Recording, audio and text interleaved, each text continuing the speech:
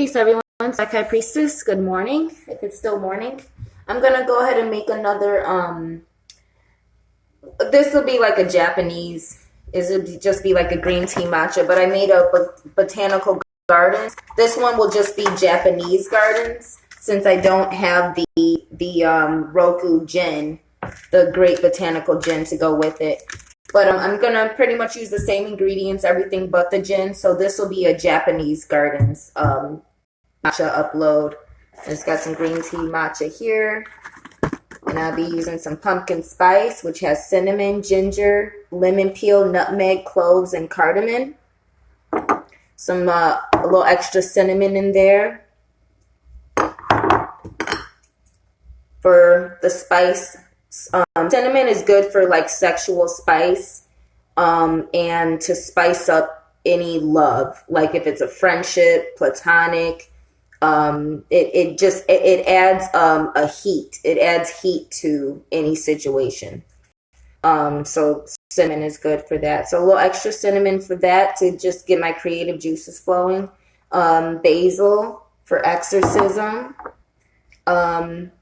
This for the lavender. This has a lot of in it, but it's got rosemary, parsley, thyme, tarragon, a little extra basil, marjoram, and sage, chervil.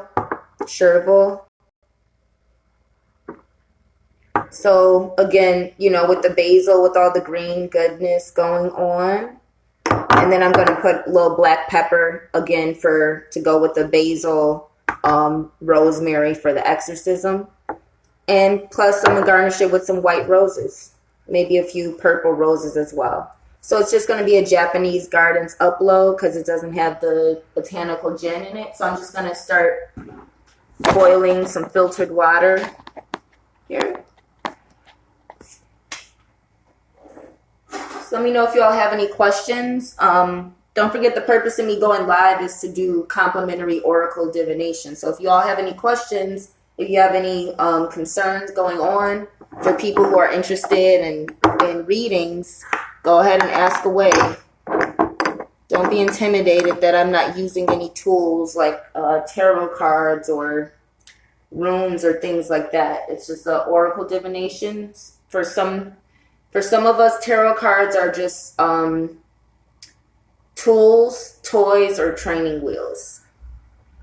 So it's nothing wrong with that, with those in that phase, but I am here to do live oracle divinations and to answer any questions that people have about my brand, about me as Black High Priestess, or anything about your life.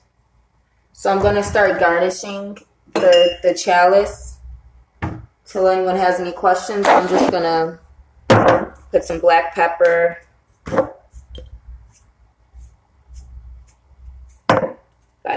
Five squirts of black pepper. 5 again is good for exorcism. 5 is good for destruction. So just put a little lavender in there.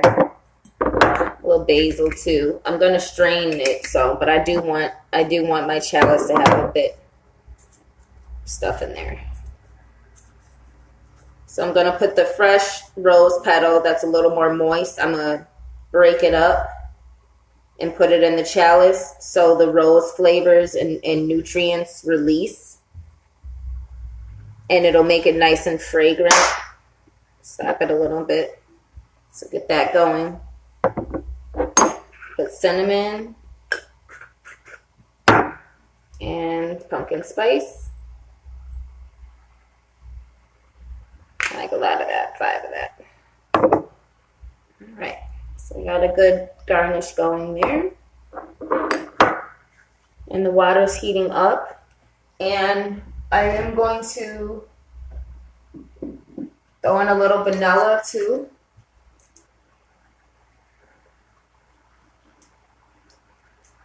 I'm going to actually put the vanilla, put it in the water. Not too much. So I have a nice sweet flavor. And remember, vanilla kind of reduces to like a bourbon somewhat, So that's that. Only thing I have to do a shot of is Malort, my favorite. And so I'm going to save the honey to put in last because, again, I want the latte, the hot water milk to immediately hit the seasoning and the roses. So I don't want the honey to kind of douse everything yet. I'm going to put the honey in last. Usually I'll put the honey in first. But like I said, I just want the white rose to kind of release and permeate the latte, and then I'll sweeten it.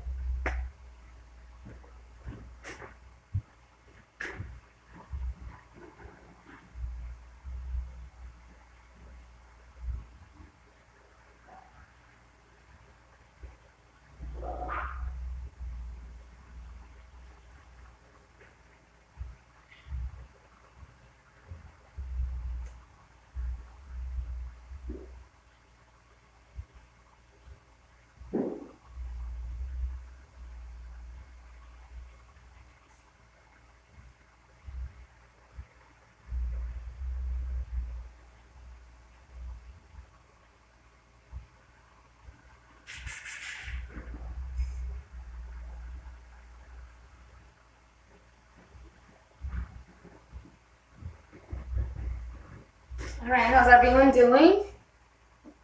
Hey, Adam. So the water's boiling, but I just want to show you all really quickly. I have some, I don't know what this looks like, but it's actually like pink. I don't know if you can tell, but it's like a pink water. I had to rinse out the molds that I used to make my soap, and it's just like a nice pink water mixture, which it has the roses, eucalyptus, rose clay and charcoal in there, but it's got the fresh roses. It's some charcoal in there too, and it's the soap, and I just wanted to kind of show you all how really clean it leaves your skin.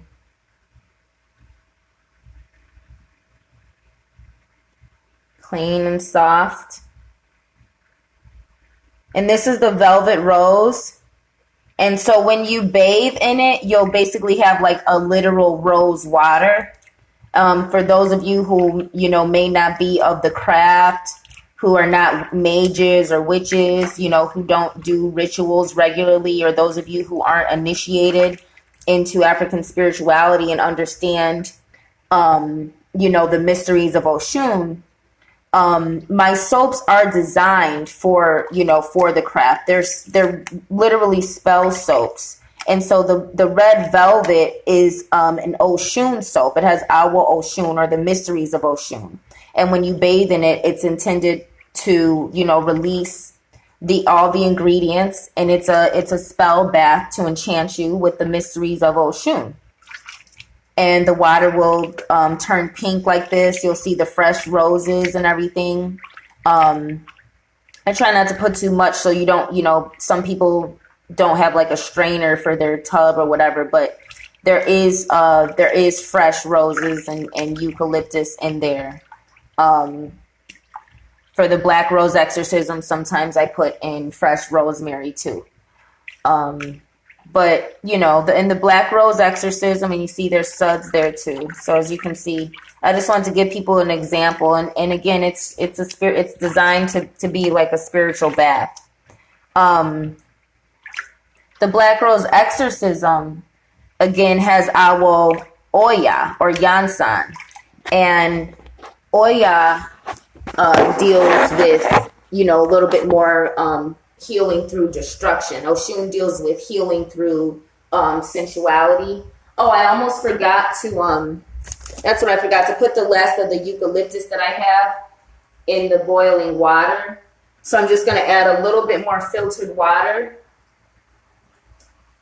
there and let the eucalyptus boil there, and the herbs. Put a little herbs in the water too, because it's a garden. It's a Japanese garden. So,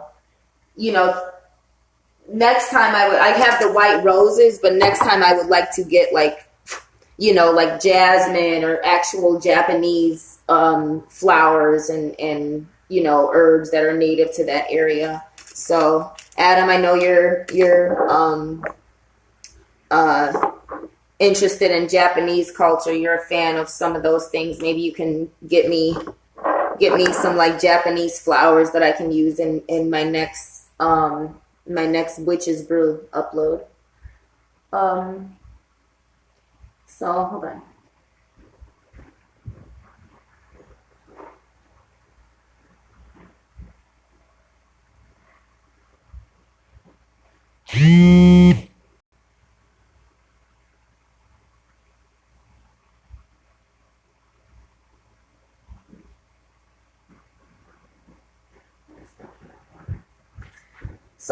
So as I was saying, and so the Black Rose Exorcism, this is the large here, and the small. Okay. And for these, like nice black mirror on the back too. And these deal with the Awo Oya or Yansan and her ability to clear away negative energy. It's literally an exorcism soap. Of course, you can use it practically because it has a heavier charcoal, deeper, deeper cleansing, exfoliating, lifting of bacteria. And charcoal is good for ingesting too. It can get rid of poison. It can get rid of toxins. It'll help you detox. It'll help with gas and different stomach things, help with digestion. So, charcoal in general has that good ability to heal and purify. So again, as Black High Priestess, my soaps are designed for initiates, for witches and mages, but I make them in a practical way where anybody who is not a practitioner could also use them practically. And a lot of times people who are not of the craft or initiated, they'll literally just save the bar, or they'll, especially the ones with the bee emblem or the sample ones that have, the smaller sample ones that I give away, that have flower emblems on them. People will save them as charms. People will just save the soap, sometimes keep it wrapped up. I've had one person tell me they kept it wrapped up in their van. They said it kept the police away. I give soap away to people in the hood, whatever, but I want to remind people that, my products are designed for spiritual use. They do have African spiritual voodoo properties, witchcraft properties. And some people that may, scare people or intimidate some people, but, it's really for people who are on that wavelength, who can feel that, okay, she's not evil. What she's doing isn't evil. It's actually going to banish evil, going to get rid of negative things in my life, get rid of negative spirits, negative energies. And so, when people have questions or, may not be able to afford a $50 Oracle consultation, I'll tell them, I have a $10 soap, $10, $15 soap that, will basically help you in the same ways that the Oracle consultation, where I can explain different rituals or spells or things that you can do to help you with your life. And that's kind of what I do. I prefer to help people help themselves. There have been times where I've done spell work and everything, but as Black High Priestess, I'm supposed to be working with the people who are initiates, priestesses, mages, and guiding, people who are within that circle within the coven, so to speak. So I like to help people learn how to banish negativity, attract positivity, delve into their psychic power, which is what my Moonbeam soap is, which I have to make. Moonbeam, I like to make during certain moon cycles, full moon or dark moon. But the Moonbeam has more of a white, somewhat of a whitish, almost an indigo aura tint to it. And that one, is designed for nocturnal use. And the soaps do have aromatherapy. So the essential oils that I use and infuse the soaps with determine what their use is, and the ancestor that governs the properties. So this one's like a star soap. You can use it for day or night. The Oshun soap, Red Velvet, is more for a daytime soap. That one gives you more energy. It'll boost your creative energy. It's more of a solar soap. Like I said, Black Rose Exorcism has more of a star power. Moonbeam is intended to use during nighttime only because it has a relaxation, introspection, dream induction. I don't want someone having to drive, 45 minutes, back and forth somewhere after using the soap, in the day, and then they have to commute to work, and you're starting to get deep psychic insights and dreams and visions and things that some people that you're not used to, so do remember that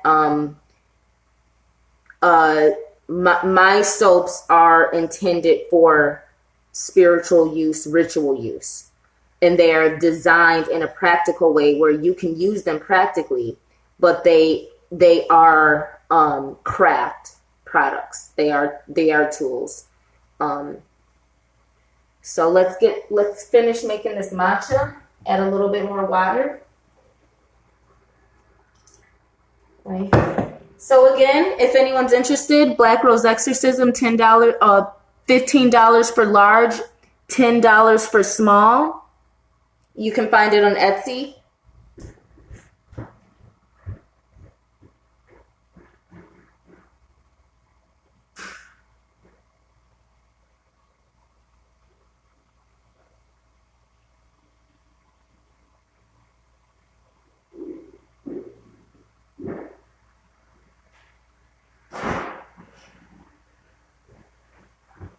All right, so at this time, I'm just going to let the water boil a little bit. I'll get the milk.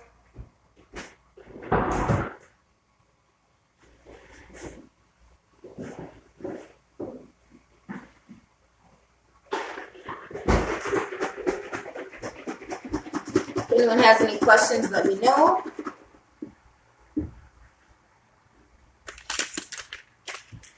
Let the water evaporate a little bit. Get my spoon here.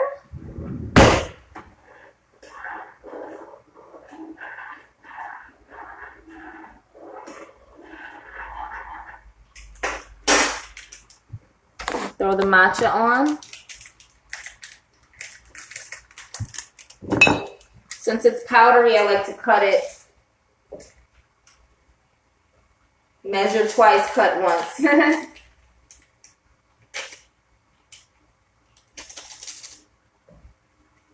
Actually cut twice. Make sure I get all the powder out the bottom.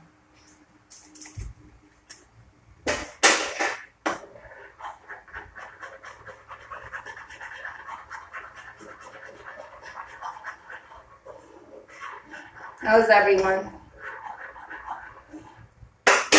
All right, now we're going to add some creamer. Turn the eye down a little bit.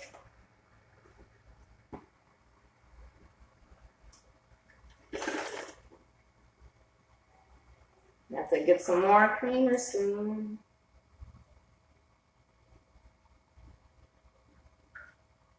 All right.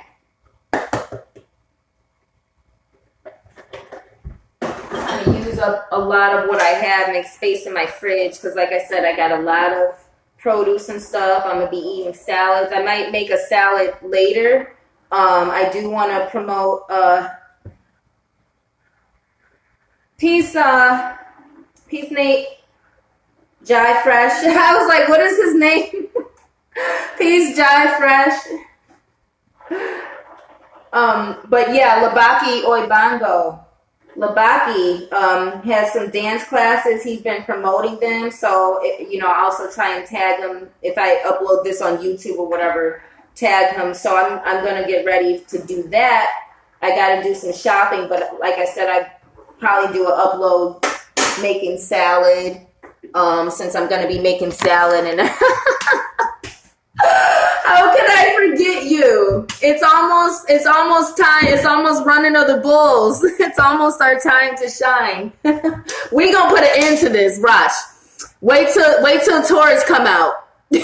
We gonna stampede because you can't keep us. Nope, not us. Certain ones. But yeah, no. How could I ever forget you? I can never forget you. You the one who got me higher than ever. You took me to Drum Bar and Devereaux, and I haven't been able to come down since. Best high ever. But yeah, try some of my soap, Nate. Let me get you some soap.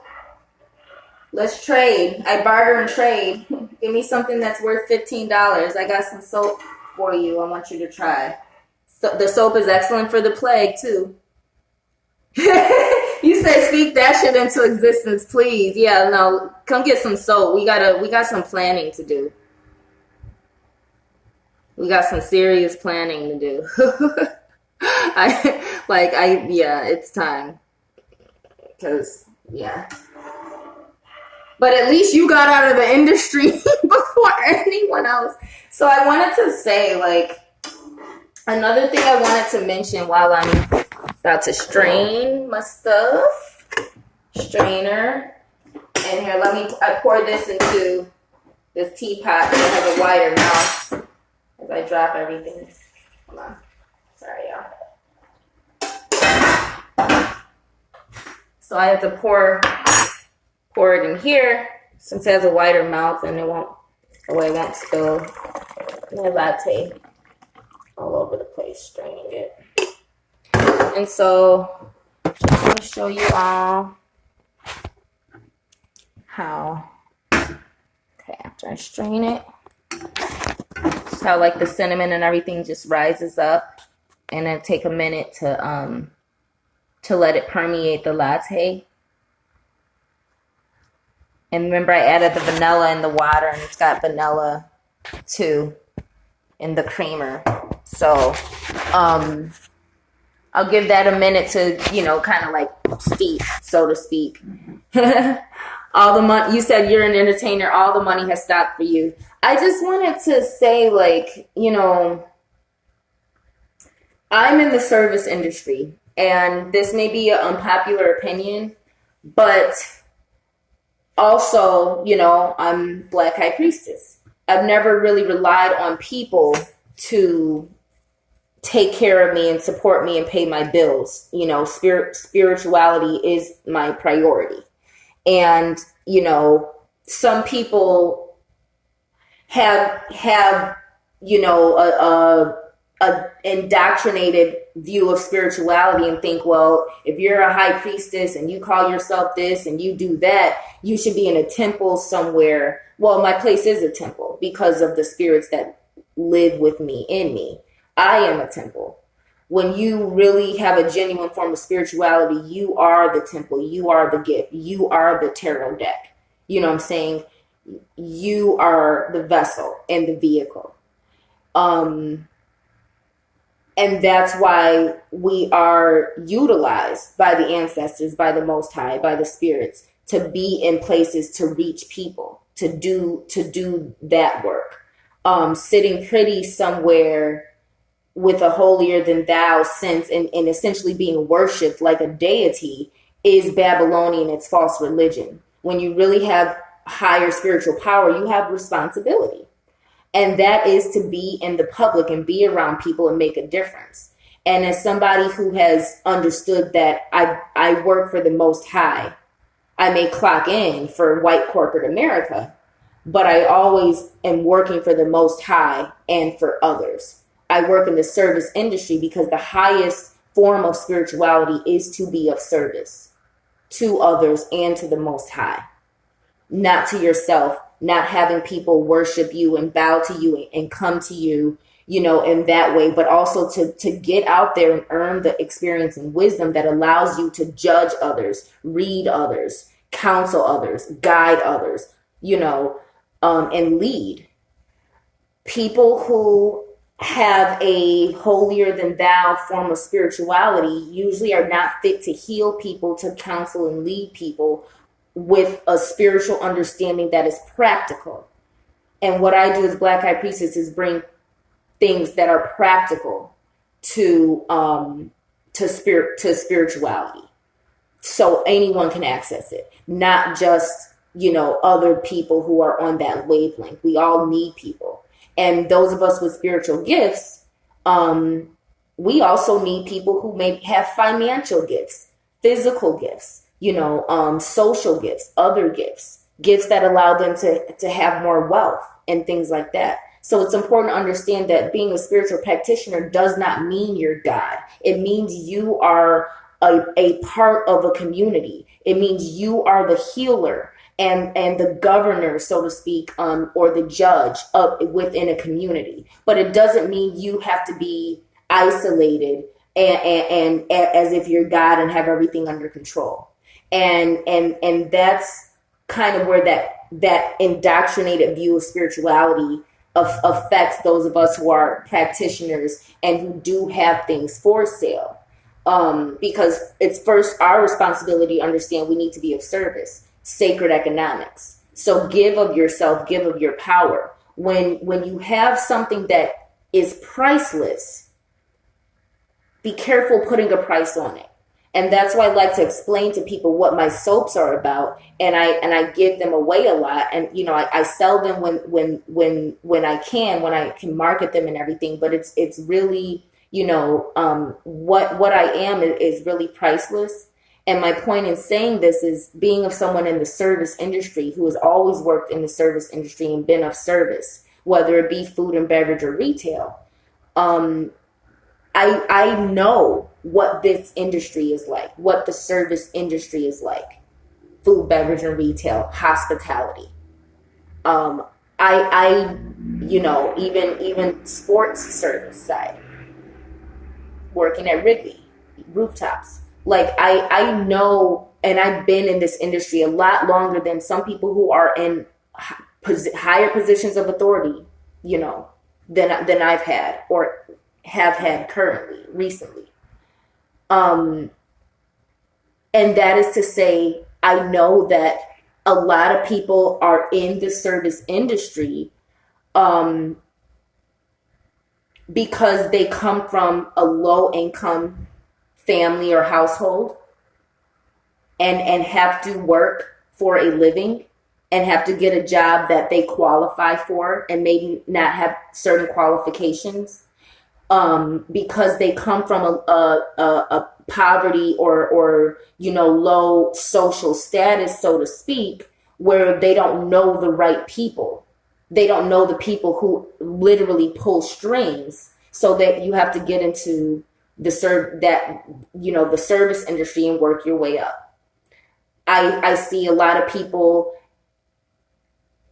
have no other talents or skills or goals, but they do know people who are managers or owners or people who are rich and wealthy and plugged. And so these people give these essentially white privileged, usually, people jobs overseeing other people who have had to work their way up because they know them, and this person doesn't have a job or doesn't have this, but they know the right white people, or the right wealthy people. I see people, who are in the service industry very rarely, but I see some people who are in the service industry because they went to college for it. They went to school for it. They have an interest in culinary or hospitality or opening up a bar or restaurant or hotel. And they are getting the actual experience needed to fulfill their degree or their career goal. Few and far between. Most people are in the service industry because they are drug addicts or former hoes or prostitutes or sex workers in some way, or, you know what I'm saying, people who were used to being able to get money from men for sex or whatever, and that wasn't working anymore. Again, like I said, some, you know, a lot of people are on drugs or have certain habits that they need to support, and it's a job that you can have and also be a social delinquent, so to speak. Again, I'm not trying to judge. I'm saying things based off how, you know, society kind of looks at it, you know, these doctrines that we have. But I also want to, you know, because I'm in the service industry. I come from poverty. You know, I'm not shy about the fact that I use marijuana. You know, and they call it medical marijuana now. It's always been medical. My use of marijuana has always been medical, and spiritual. You know, and this is my last main point. I notice a lot of people are in the service industry because we're artists, because we're starving artists. And like I said, most of people who are in the service industry are there not by choice, because society allows you no other way to support yourself and be yourself. And the service industry is the only industry, one of the few industries where you can be yourself, don't have to deal with drug testing or you know, certain stipulations and requirements, having a degree, passing a drug test, having a driver's license, being a legal citizen. You understand what I'm saying? So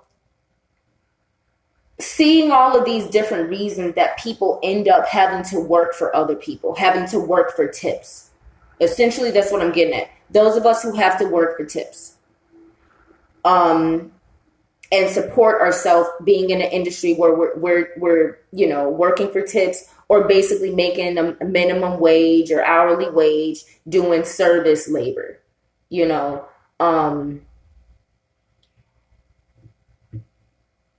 This is the time to embrace the reality of going from a starving artist to, you know, a career artist, so to speak, or professional, whatever you want to call it. And that's why I was saying, you know, to DJ Jive Fresh, because I remember you left, you know what I'm saying, and you pursued being a DJ. Before you, it didn't take, you know, you made that decision on your own. But for some people, I want to remind, like, the reason you're in the service industry anyway is because of being an artist. This is the time to be an artist, to take that leap of faith, to not spend so much time worrying and put more time, if this is you, into being an artist, being whatever that means for you. Whether it's a writer, director, photographer, an actual painter, whether you do spiritual arts and crafts, physical, athletic, entertainment. This is the time to see what you're really made of, and to understand that that's what it would take anyway. Now, it shouldn't take a crisis, but it takes that leap of faith. And like I said, you know, me dealing with the spiritual side, I see that I've seen a lot of people in the service industry were not good at their job, are not good at their job, because of having this entitlement complex and not understanding the value of being of service and the spirituality and divinity in it. So again, my unpopular opinion is, why is there so many people complaining when you hated your job? You wanted to be an artist anyway. You wanted to spend more time doing this or that anyway. And now's the opportunity to see what it's like to really be professional and to have to clock yourself in and do your stuff and sell it and promote it and do all these things on your own that some of us have been doing, that some people who I admire have been doing a lot longer than me. But, understanding that, because I know the struggle. I've been making soap. Some people think I use a microwave. No, I make the soap. I use my oven. I'm practically, using tools that I really don't have, making something out of nothing.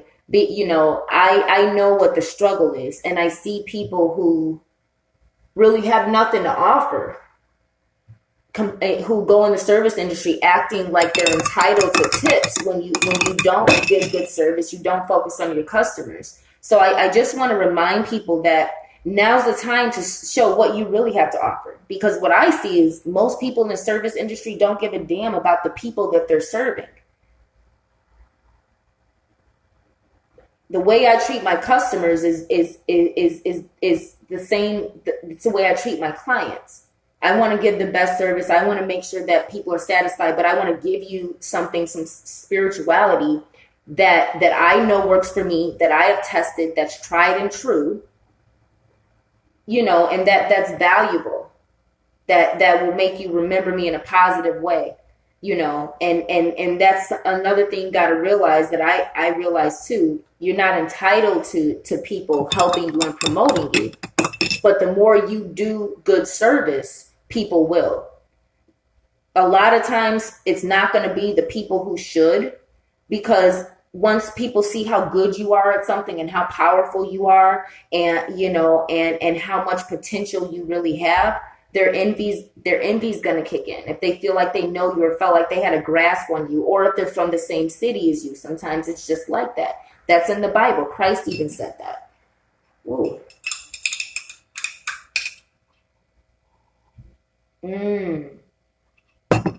But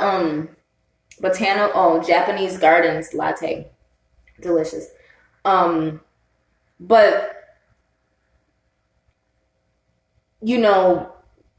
there's people who will support you without even wanting anything. Things balance out as long as you're doing what you need to do. Sometimes people don't know how to support you. Sometimes they don't have what it takes. They can't afford it. Sometimes they feel inadequate. They feel insecure. So they just don't do anything. But remember, it kind of balances out, because there's people who show extra appreciation. So let the people who donate, who patronize you, who support you, let them kind of pay for the people who may not be as supportive or as respectful, but still in some way need what you have or appreciate it. When people donate, or when people who know me, who know my struggle, when they donate, or when I make posts and people donate, whatever, that gives me the fuel that I need for every time someone asks me a YouTube question, or my Papa Legba video, that's the most popular one. It gives me the fuel I need to answer people's questions instead of constantly requiring them to pay, because if I'm getting money from somewhere, I know at the end of the day it's coming from the Most High. And as long as I'm doing work and helping other people, as long as I have what I need, I'm going to do my work. When the moment you don't have what you need, that's when you stop being nice and doing things for free. But as long as you have the things that you pray for and ask for, in my case, clean water, fresh water, clean water to drink and bathe with, fresh water, heat, shelter, place for me and my cats, my babies, privacy, my health. There's never been a time where I've had to sleep outside, where I've had to go without eating, where I've had to go without certain things. So as long as I've never had to go without my main necessities, I'm going to continue giving to people and making myself available, because what I have to offer is priceless.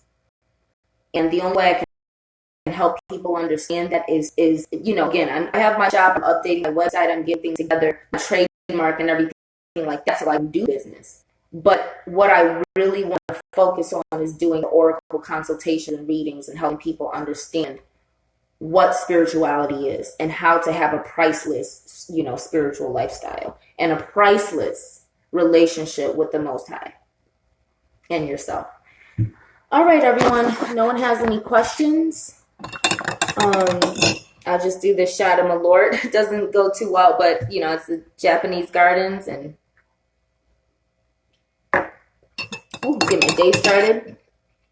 Malort has a lot of botanicals in it.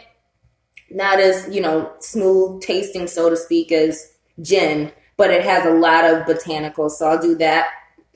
But I don't want to ruin the flavor signature. So. You get to munch on the white flowers. So it's like, that's the Japanese Gardens matcha latte. Cinnamon, pumpkin spice. Hey, Petal Eyes. This is a Japanese Gardens. Well, yeah, I'll upload it on YouTube and you can just go back to the beginning. But basically, yesterday I made the botanical gardens because I put some gin in it. This time I'm just doing Japanese gardens because I don't have the gin. But it's green tea, it's matcha, black pepper, some Italian herbs and lavender, some basil, cinnamon, pumpkin spice, which has nutmeg, cloves, lemon peel in it as well, honey, eucalyptus, vanilla, and it's got coconut almond creamer, and the green tea, matcha. So, this one's a really good one.